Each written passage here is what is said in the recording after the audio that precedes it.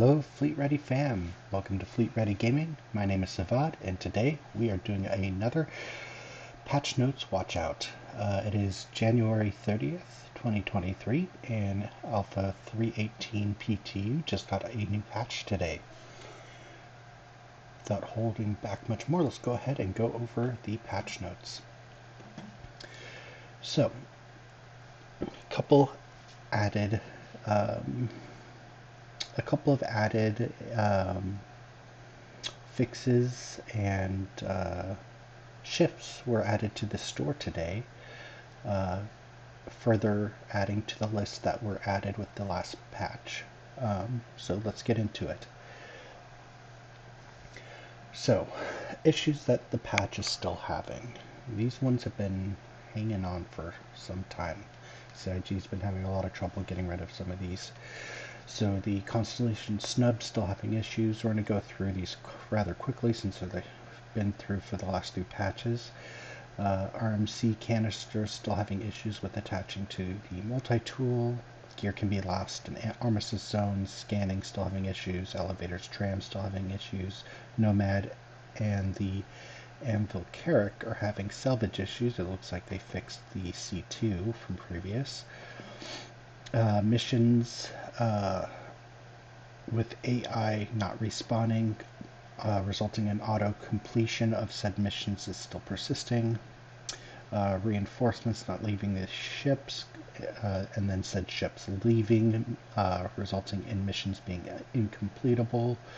Valkyrie bottom turret still having issues. Let's see, salvage. Some ships are still giving salvage, no material text. QED ships are not being marked as hostiles.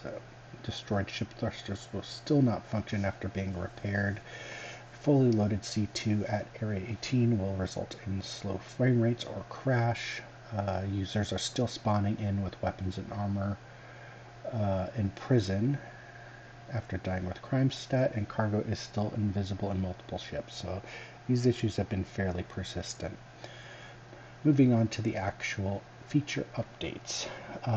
G-Force has been reverted back to 3.17 models, which is honestly kind of a good thing. I kept having some issues with blacking out or nearly blacking out in Atmosphere, and I've seen some other streamers have similar issues.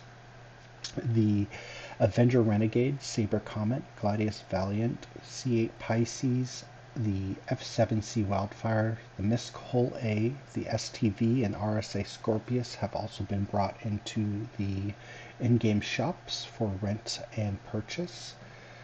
Awesome, bringing us up, I'm fairly certain, to the entirety of ships that have been released since the IAE. Cortec, this one has been kind of going on for the last couple days on Spectrum if you haven't seen it, but CIG member Sullivan has been really working with the community this last week, bringing quality of life changes to widescreen resolutions. Let's go over it. Addition of some quality of life changes for widescreen monitor players, keeping vertical FOV but scale horizontal FOV if resolution becomes ultra wide. Updated the slider with new values for current resolution. Added new 32:9 aspect ratio in the global settings, which had a too narrow one being calculated, resulting in a clipped visor. Completely disabled the behavior that the chat moves down when entering a ship. I had that issue when I had a widescreen monitor a few years ago. I know a lot of people still have it right now, since it's not very useful and can be reset when resolution changes. Inventory overhaul for widescreen with items and scaling no longer being cropped on ultra widescreen resolutions. Awesome to hear. Bug fixes.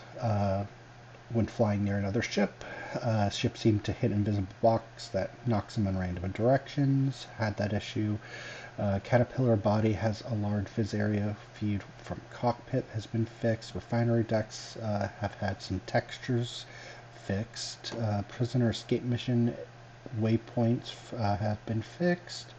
If player enters prison naked, they will leave prison without a loadout equipped.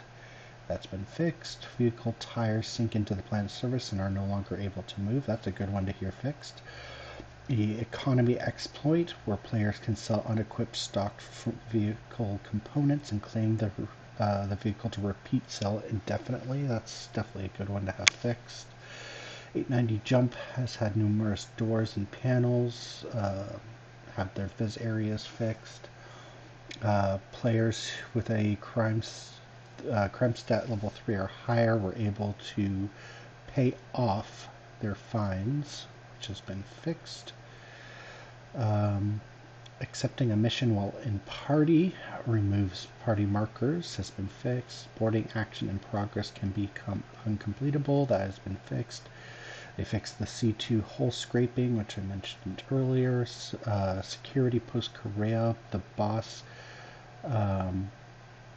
spawn has been fixed after a number of enemies have been eliminated. Port Olisar ASOP has been fixed to where it would spawn ships on the wrong pad. Security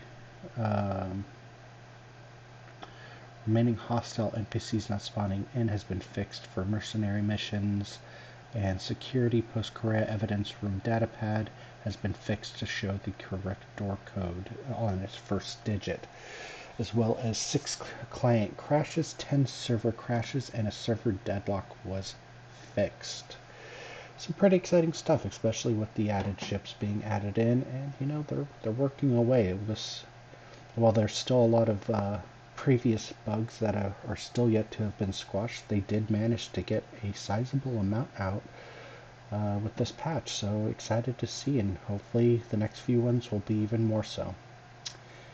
With that being said, that should do it for today's video. If you liked the video, please give a thumbs up. And if you could, please give us a subscribe if you enjoyed our content. We're looking to grow the channel up to 100 members by the end of the year, and it would help us out a lot. And with that being said, thank you so much, and I hope you guys have a wonderful night, and we'll come back with some more content soon. Peace.